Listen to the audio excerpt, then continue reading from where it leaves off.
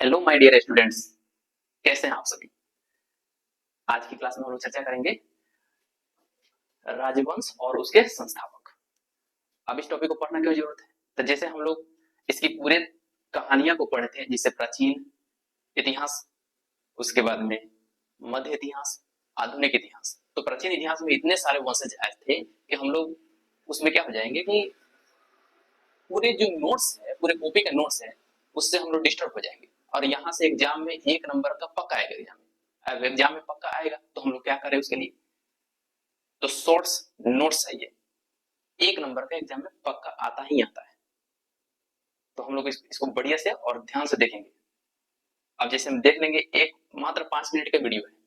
5 minute के video में ही आप पाएंगे कि एग्जाम में सेम क्वेश्चन छपता है। आप इसको ध्यान से देखिए। 5 मिनट में खत्म करके आगे हम लोग देखते हैं टॉपिक। ठीक है, आ जाइए।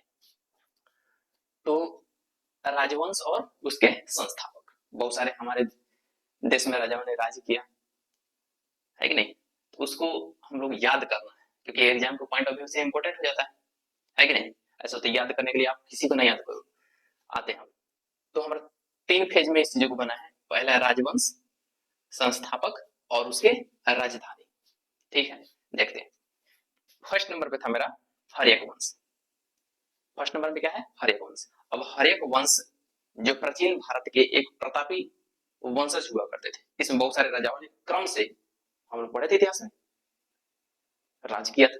तो हम लोग वंशज पढ़ रहे हैं, और वंशज कब से कब सारी चीज हम लोग पढ़ चुके हैं। तो हर एक वंश के संस्थापक कौन थे, तो इसका संस्थापक थे बिंबिसार। संस्थापक कौन थे, बिंबिसार। तो कंफ्यूजन होता है, वो बिंदुसार था, और ये बिंदुसार नहीं है, बिंबिसार है। तो यहाँ पर थोड़ा सा आपको दिमाग लगाना है, बिंबिसार। और इसकी राजधानियां कहाँ थी, तो राजगीर में इसकी राजधानियां थी। ठीक है, जो पुराना प्राचीन नाम राजगृह था, आज वर्तमान में उसका नाम क्या हो गया है, राजगीर हो गया है। और दूसरी राजधानी इसकी थी पटना। ठीक, आते हैं। अगला मेरा है शिशुनाग वंश। अब शिशुनाग वंश के संस्थापक कौन थे, तो शिशुनाग थे। शिशुनाग वंश के संस्थापक शिशुनाग थे। अब इसकी राजधानियां कहाँ थी, इसकी भी राजधानियां पाटलिपुत्र, और दूसरी राजधानियां कहाँ थी, वैशाली में थी। तो हर्यक वंश के बाद में शिशुनाग वंश, शिशुनाग वंश के बाद में नंद वंश, नंद वंश के बाद में मौर्य वंश, मौर्य वंश के बाद में शुंग वंश, शुंग वंश के बाद में कण्व वंश, कण्व वंश के बाद में सातवाहन वंश, सातवाहन वंश के बाद में कुषाण वंश, कुषाण वंश के बाद में गुप्त वंश, गुप्त वंश के बाद में पुष्पवती वंश, पुष्पवती वंश के बाद में पल्लव वंश, पल्लव वंश के बाद में पाल वंश था। अब इसके भी 3-4 और है, जैसे गुर्जर प्रतिहार है और चंदेल है। तो उसके बाद मैंने जो इंपोर्टेंट लगा उसको लिखा है लास्ट में, मेरा है चोल वंश। तो हम लोग देखे हैं, और यही क्वेश्चन पूछेगा आपसे कि शिशुनाग वंश के बाद में किस वंश की स्थापना हुआ था, तो नंद वंश का। नंद वंश के बाद में कौन सी, तो मौर्य वंश का। क्वेश्चन पिछले 17वीं बीपीएससी में पूछा था कि मौर्य वंश के पहले कौन सी शासक ने, कौन सी राजवंश ने राज किया था, तो मौर्य वंश के पहले क्या था, नंद वंश। नंद वंश के बाद में क्या हो जाएगा, मौर्य वंश हो जाएगा।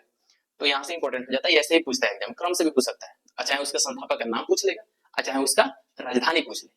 अब कहीं से क्वेश्चन आ सकता है, इसमें कोई तो, किसी को थोड़ी ना कोई पता है कि कहां से क्वेश्चन आएगा, बट ये फॉर्मेट है, ये यहाँ से आने के चांसेस बनी रहती है। नंदवंश, तो अगला मेरा क्या था, नंदवंश। नंदवंश के बाद इसके संस्थापक महापदम नंद थे, और इसकी राजधानी कहाँ थी, पाटलिपुत्र थी।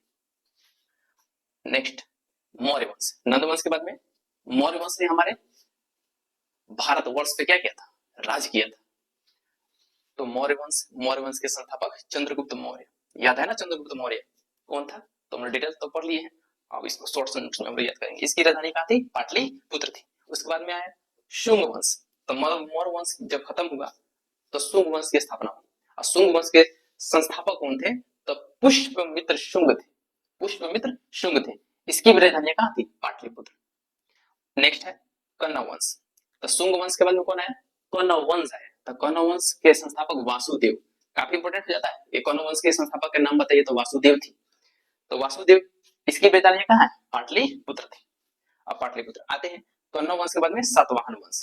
अब सातवाहन वंश के संस्थापक सिमुक। ये भी बार बार एग्जाम में आते हैं कि सातवाहन वंश के संस्थापक नाम बताइए, तो सिमुक थे। सिमुक, इसकी राजधानी कहाँ थी, तो बताइए। जैसे इसकी राजधानी सिमुक का प्रतिष्ठान, इसकी राजधानी कहाँ है, प्रतिष्ठान था। उसके बाद में कुषाण वंश। अब कुषाण वंश के संस्थापक कुजुम कडफिसेस। कुषाण वंश के संस्थापक कौन थे? कुजुल कड़फिसेस थे। ये भी काफी इंपॉर्टेंट है। इसके राजधानियां कहाँ थी? पुरुषपुर, पेशावर, मथुरा।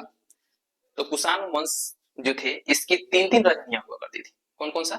एक तो था पुरुषपुर, पेशावर और मथुरा। तीन तीन राजधानियां, इसका याद भी कर लेना है। उसके बाद में था गुप्त वंश। कुषाण वंश के बाद में गुप्त वंश। अब गुप्त वंश के संस्थापक कौन थे? तो श्रीगुप्त थे। याद है ना? गुप्त वंश के संस्थापक कौन थे? श्रीगुप्त थे। और श्रीगुप्त, इसकी राजधानियां कहाँ थी? तो बताइए, इसकी राजधानियां कहाँ थी? पाटलिपुत्र थी। उसके बाद में गुप्त वंश के बाद में कौन आया? पुष्पविधि वंश। इसकी संस्थापक पुष्पविधि जी थे। उसके बाद इसकी राजधानियां कहाँ थी? थानेश्वर और कन्नौज।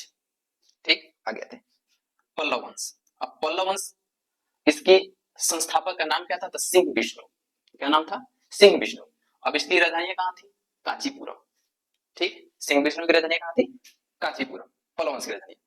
उसके बाद में आते हैं पाल वंश। तो पाल वंश के संस्थापक कौन थे? गोपाल। नहीं, पाल वंश के संस्थापक गोपाल। याद भी करना आसान है।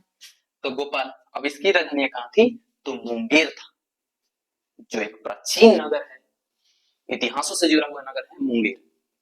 हम लोग पढ़े थे अंग्रेज का और बड़ा वर्चस्व हुआ करता था मुंगेर पे, है कि नहीं? जहां से कट्टा वगैरह बिकता था, याद होगा। चलो, उसके बाद में हम लोग देखते हैं चोल वंश। तो चोल वंश की संस्थापक का नाम था विजयालय। नाम क्या था? विजयालय। अब चोल वंश के संस्थापक का नाम विजयालय था, इसकी राजधानी कहाँ आ जाएगा? तंजावुर था। ठीक है ना? तो मोटा मोटी हम लोग बात ही समझिए कि कौन से राजवंश, उसके संस्थापक और उसकी राजधानियां। तो इसमें बहुत सारी चीजें मेन है और आपको बारीकी से पूछ सकता भी है कि हाँ लाइन है कि नंद वंश के बाद में कौन सा? तो मौर्य वंश। कर्ण वंश के बाद में कौन सा? सातवाहन वंश। सातवाहन वंश के बाद में कुषाण वंश। तो आपको ये क्रम भी याद करना पड़ेगा। ठीक है ना?